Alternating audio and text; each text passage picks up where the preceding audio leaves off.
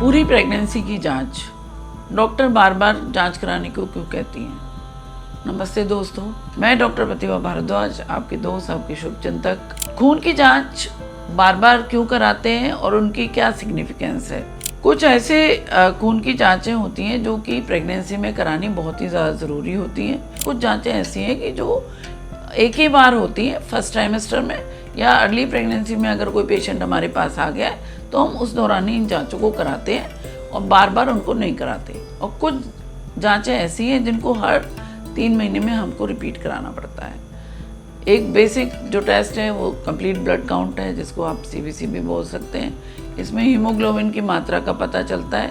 ये जांच इसलिए भी ज़रूरी है कि जो खून का प्रवाह शुरुआत के दिनों में बहुत तेज़ होना चाहिए, और अगर किसी महिला में हीमोग्लोबिन की मात्रा बहुत कम है तो उसके जो बच्चे की बढ़वार पे असर पड़ सकता है। दूसरा है कि थायराइड की जांच, जिसको हम TFT कहते हैं या थायराइड प्रोफाइल कहते हैं, ये भी बहुत ज़रूरी है। कोई महिलाएं अगर पहले से ग्रसित हैं और वो किसी दवा का सेवन कर रही हैं और उसकी डोजेस ठीक नहीं वो ले पा रही हैं या कम ले रही हैं, जिसकी वजह से प्रेगनेंसी में थायराइड बहुत ज़्यादा बढ़ा हुआ हमको मिल रहा है, तो हम बच्चा जो है उस बच्चे की सेफ्टी के लिए उसकी डोजेस को करेक्ट करते हैं, और इसी के लिए हमको थायराइड प्रोफाइल की जांच कराना बहुत ज़्यादा ज़रूरी है।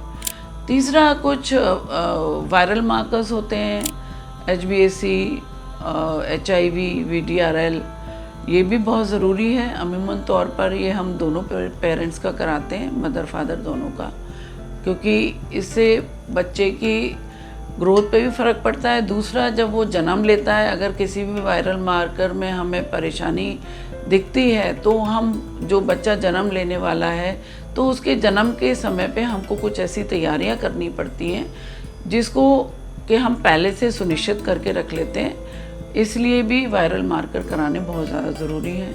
ब्लड ग्रुप की जांच कराना बहुत ज़्यादा ज़रूरी है। मेनली उसमें हम RH फैक्टर देखते हैं। इसमें सामान्य तौर पर अगर माता पिता में से एक भी कोई नेगेटिव, RH नेगेटिव का रहता है, उस कंडीशन में हमें माता को एक टीका लगाना पड़ता है, जिससे कि बच्चा जो जन्म लेने वाला है उसकी सुरक्षा होगी और आगे आने वाले बच्चों की भी सुरक्षा होगी। तो ये बहुत ही इम्पॉर्टेंट टेस्ट है जो जनरली अगर कोई भी माँ हमारे पास अर्ली प्रेगनेंसी में आती है तो हम तुरंत ही इस टेस्ट को कराते हैं। GTT यानी कि ग्लूकोज टॉलरेंस टेस्ट, जो कि 75 ग्राम ग्लूकोज के साथ किया जाता है। एक सैंपल खाली पेट में लिया जाता है, जिसमें माँ रात के बाद कुछ नहीं खाती है, और उसके बाद एक ब्लड सैंपल देती है।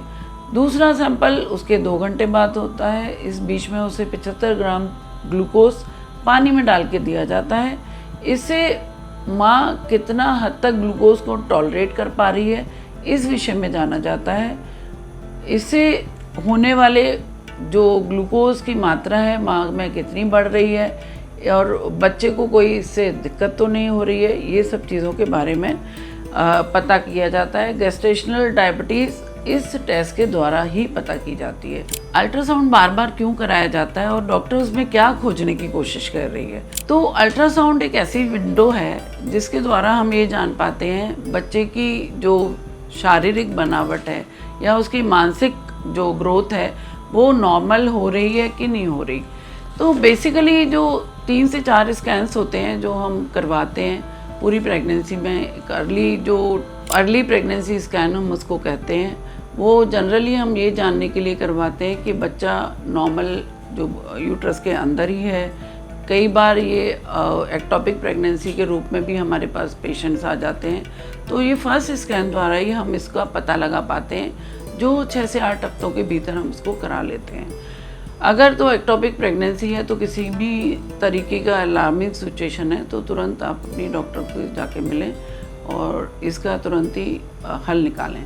दूसरा होता है NT-NB स्कैन, जो 11 हफ्ते से लेके 13 हफ्ते तक हम करवाते हैं, जिसमें बच्चे की कुछ जो शारीरिक बनावट होती है जो उस समय हमें दिखाई देती है उसके बारे में हम जानकारी देते हैं। तीसरा होता है लेवल 2 स्कैन, जो कि 18 हफ्ते से 22 हफ्ते तक हम लोग करवाते हैं। इसको एनोमली स्कैन्स भी हम लोग बोलते हैं। लेवल 2 स्कैन एक बहुत ही डिटेल स्कैन होता है जिसमें 20 से 25 तरीके की ऐसी चीज़ें होती हैं जो बच्चे में रेडियोलॉजिस्ट देखते हैं। इसमें बच्चे के दिल, दिमाग, गुर्दा, रीढ़ की हड्डी, इन सब की बनावट के बारे में जानकारी हमको लेनी होती है। किसी भी तरीके की शारीरिक बनावट में कोई भी अगर दिक्कत बच्चे को होती है तो इसके बाद अगर हम बच्चे को अबॉर्ट करते हैं तो इसी चीज़ के लिए हमें ये लेवल 2 स्कैन करना बहुत ज़रूरी है। बहुत नॉर्मल नहीं है ये, लेकिन कभी कभी बच्चों में कुछ एबनॉर्मलिटी हम देख लेते हैं। इंडियन जो गवर्नमेंट है वो 22 हफ्ते तक ही अबॉर्शन के लिए हमें परमिशन देता है। तो इसीलिए ये लेवल 2 स्कैन बहुत ही महत्वपूर्ण है, जिससे कि शारीरिक बनावट के बारे में हम पूरा भलीभांति जान पाते हैं। डबल मार्कर और ट्रिपल मार्कर जो क्रोमोसोमल एनोमलीज, क्रोमोसोमल रिस्क के बारे में बताते हैं, ये जांचें भी लेवल 2 अल्ट्रासाउंड के साथ और लेवल 1 अल्ट्रासाउंड के साथ की जाती हैं।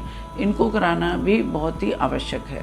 चौथा एक स्कैन होता है जो ग्रोथ स्कैन हम इसको कहते हैं, जो जनरली हम लोग 28 से 32 हफ्ते के बीच में हम लोग कराते हैं।